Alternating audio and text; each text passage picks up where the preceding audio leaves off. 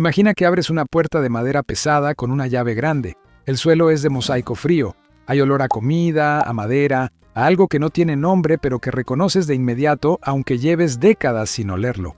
La sala tiene pocos muebles, pero cada uno tiene peso. La luz entra por una ventana con cortinas de tela, y en algún cuarto del fondo hay voces. Eso era una casa de los 50, y era tan distinta a lo que vivimos hoy que entender esa diferencia es también entender por qué muchas personas de esa época tenían con su casa una relación que nosotros ya no tenemos con la nuestra. Las casas eran para quedarse. La diferencia más grande, la que explica todo lo demás, es esta. En los 50, una casa se compraba o se construía para vivir en ella toda la vida, no como inversión, no como paso previo a la siguiente, para quedarse, para criar a los hijos ahí, para envejecer ahí. Cuando construyes para quedarte, construyes diferente. Usas materiales que duran décadas. Pones pisos que no están de moda esta temporada, pero que van a aguantar 30 años de uso sin quejarse. Las paredes son gruesas, los techos son altos, todo tiene una solidez que hoy en una casa normal no existe porque hoy se construye para vender o para moverse en 5 años. Y eso se nota. Una casa hecha para quedarse y una casa hecha para vender son cosas distintas aunque tengan la misma forma. La sala era el espacio más grande. En la casa de los 50, el espacio más importante era donde estaba toda la familia junta. La sala, el comedor, el patio. Los cuartos eran pequeños, para dormir y poco más. La idea era clara. La vida privada cabe en poco. La vida en familia necesita espacio. Hoy construimos al revés. Los cuartos son enormes, con baño propio, con espacio para televisor y escritorio. Cada persona tiene su territorio. Y la sala, si existe, muchas veces es el espacio menos usado de toda la casa. Nadie lo planeó exactamente así. Pero la arquitectura cambió porque la manera de vivir juntos cambió. En los 50, el diseño empujaba a la familia a estar en el mismo lugar. Hoy, el diseño empuja a cada uno a su propio rincón. El patio era el corazón de la casa. Aquí quiero pausar porque creo que el patio es la pérdida más grande y más silenciosa de toda esta historia. La casa de los 50 tenía patio. No todos eran grandes, algunos eran apenas un rectángulo donde cabía una silla y una maceta. Pero estaban. Y ese espacio hacía cosas concretas. Traía luz natural a los cuartos, refrescaba la casa en verano, era el lugar donde los niños jugaban, donde los adultos tomaban el café, donde estaba el lavadero, donde crecían las plantas. El patio no era decorativo, era parte de la vida diaria. Y hoy lo hemos reemplazado por nada. Los departamentos no tienen ningún espacio exterior personal. Las casas nuevas tienen jardín al frente para que se vea bonita desde la calle, no para que nadie lo use. El patio como lugar donde se vive desapareció. Y con él desapareció una manera de habitar que conectaba a las personas con el aire y con el ciclo natural del día, de una manera que ningún aire acondicionado puede dar. Los materiales se sentían.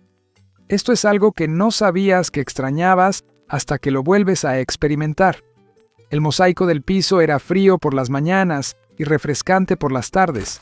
Las paredes gruesas de tabique o adobe mantenían el fresco de la noche hasta bien entrada la mañana. La madera tenía temperatura propia. La casa de los 50 era inteligente sin ninguna tecnología. No por casualidad, sino porque los que la construyeron usaban materiales que llevaban siglos funcionando en ese clima. El adobe en los lugares calurosos, la piedra donde había piedra, madera donde hacía frío, materiales que la gente conocía de memoria porque sus abuelos también los habían usado. Hoy construimos con los mismos materiales en todos lados, sin importar el clima. Tabla roca, vidrio, aluminio, concreto liviano. Y eso crea espacios que necesitan climatización artificial para ser habitables. Cuando ese sistema se apaga o se rompe, la casa deja de funcionar porque no hay nada detrás que la sostenga por sí sola. Debo decir algo que no es cómodo reconocer. Construimos peor no porque no sepamos cómo construir bien, sino porque construir bien cuesta más y tarda más.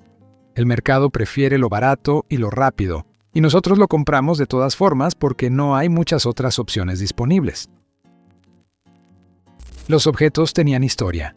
En la casa de los 50 los muebles no eran decoración, eran evidencia de una vida vivida. El sillón había pertenecido a los abuelos y tenía la forma específica que 20 años de uso le habían dado.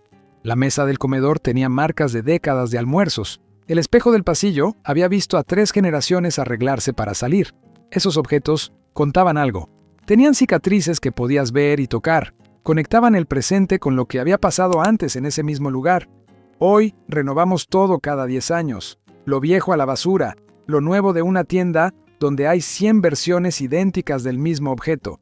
Y la casa se vuelve un espacio sin memoria, que podría ser la casa de cualquiera porque no tiene las marcas específicas de nadie en particular. No digo que eso sea malo necesariamente, pero sí digo que hay algo que se pierde cuando ningún objeto de tu casa tiene una historia que puedas contar. El umbral entre la casa y la calle. La casa de los 50 tenía una relación con la calle que hoy casi no existe. Había una transición física clara entre el espacio público y el privado. Una banqueta, unos escalones, una reja pequeña, un jardín delantero, algo que decía, aquí termina la calle y aquí empieza otra cosa. Y en ese espacio, entre la casa y la calle, pasaban cosas. Los vecinos se detenían a hablar, los niños jugaban en la banqueta, los adultos sacaban una silla en las tardes calurosas. La casa tenía presencia en el barrio y el barrio tenía vida porque cada casa participaba en él. Hoy muchas personas no conocen a sus vecinos, no porque no quieran, sino porque la arquitectura no crea ningún espacio donde ese encuentro pueda ocurrir de manera natural. El departamento tiene una puerta que da directo a un pasillo. La casa en privada tiene una reja que da directo al garaje. No hay umbral, no hay espacio de transición donde la vida del barrio pueda suceder. Cada cuarto hacía una sola cosa. La cocina era para cocinar, el comedor para comer, la sala para estar juntos, el cuarto para dormir. Cada espacio tenía una función y todo en ese espacio servía para esa función. Nada más. Hoy vivimos en espacios donde todo pasa en el mismo lugar. La cama también es escritorio y sala de cine. La sala también es oficina y comedor y sala de juegos. Esa mezcla se llama multifuncional y se vende como algo moderno y práctico. Pero produce una cosa concreta que mucha gente describe: la dificultad de desconectarse. Cuando el mismo espacio donde duermes es también donde trabajas, el cerebro no sabe cuándo termina una cosa y empieza la otra. La casa de los 50 tenía transiciones físicas. Salías de un cuarto y entrabas a otro, y ese movimiento físico era también un cambio de modo. La arquitectura ayudaba a organizar el día porque el espacio tenía una lógica que correspondía a cómo funciona una persona real. La casa funcionaba sin enchufes extra. Aquí hay algo que me parece importante y que casi nadie menciona. La casa de los 50 funcionaba. Sin Wi-Fi, sin sistema de climatización, sin ningún aparato inteligente. La ventilación cruzada movía el aire, el patio regulaba la temperatura, las paredes gruesas aislaban el ruido, la orientación del edificio aprovechaba la luz del sol durante el día. Todo eso sin ninguna electricidad adicional, sin ninguna factura extra, sin ninguna aplicación que controlar desde el teléfono, sin nada que pudiera romperse y dejar la casa inutilizable. Hoy la casa moderna necesita docenas de sistemas para ser habitable, y cuando uno falla, se siente enseguida, porque no hay nada detrás que supla lo que ese sistema hacía. Las casas de los 50 podían perder la electricidad y seguir siendo casas. Las de hoy sin electricidad son básicamente cajas incómodas. Hay algo que quiero decir antes de cerrar, porque sería deshonesto no decirlo. No todo en las casas de los 50 era mejor. Los cuartos eran pequeños de una manera que hoy sería difícil de aceptar.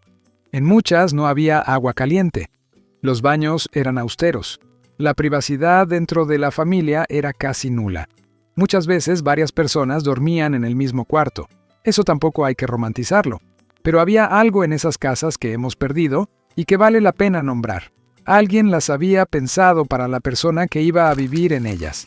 El grosor de las paredes, el tamaño del patio, la altura del techo, la orientación de las ventanas, todo eso respondía a preguntas concretas sobre cómo va a vivir aquí una familia real.